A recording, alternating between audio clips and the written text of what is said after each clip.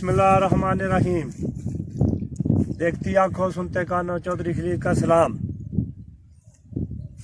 अज का व्लॉग शुरू करने अज साडे पिंड विच महफिल है, कुल शरीफ का खत्म है, ओदी अज महफिल है। उस महफिल विच तुहानू शामिल किया जाएगा और साडे इस महफिल च 3 उम्रे के टिकट न, वो भी तुहानू दिखाए जाएंगे। अज मेरा दिल किया कि मैं अपनी जिहड़ी किस्मत है वो भी जमा, मेरी किस्मत अल्लाह पाक तुहाडियां दुआवां होण तो अल्लाह पाक रहम करे तो इंशाअल्लाह मैं भी उमरे ते जा सकां। तो इसलिए मैं आज महफिल ते जान लगे हाँ।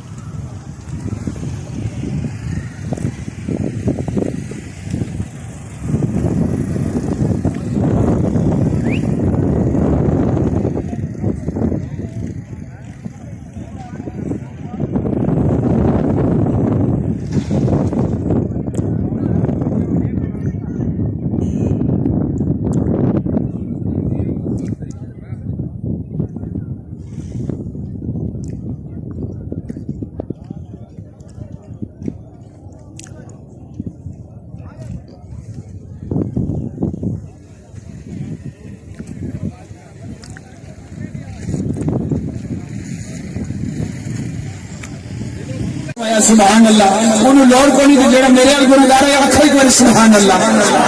माशाअल्लाह सुनी साहब तुसी बख्शे बुझाए हो, तुसी भी थोड़ा हिस्सा पाओ, बुलंद आवाज आखो सुभान अल्लाह।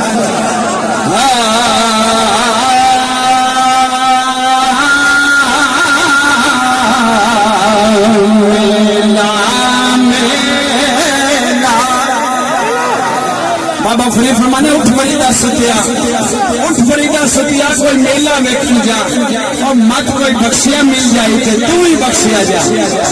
कठिया तां करी दे बैटरी चार्ज हो जानी है सुभान अल्लाह। और फरमाते मैं मेला मेला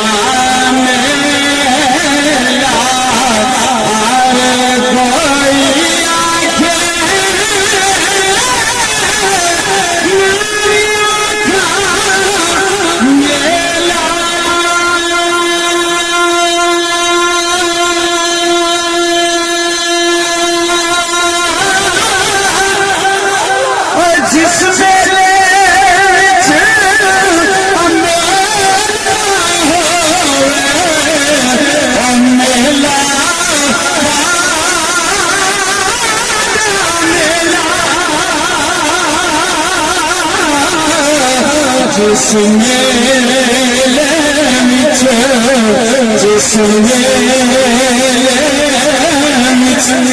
मेलना